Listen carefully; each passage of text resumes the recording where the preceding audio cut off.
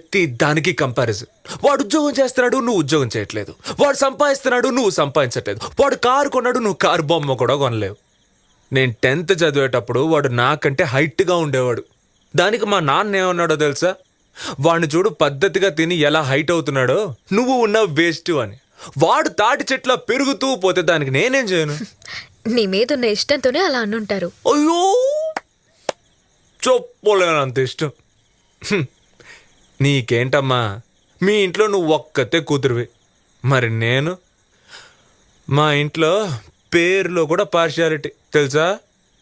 వాడికేమో hero పేరు కార్తిక్, నాకేమో villain పేరు రఘువరన్. నాకు కార్తిక్ అంటే రఘువరన్ అంటేనే ఇష్టం.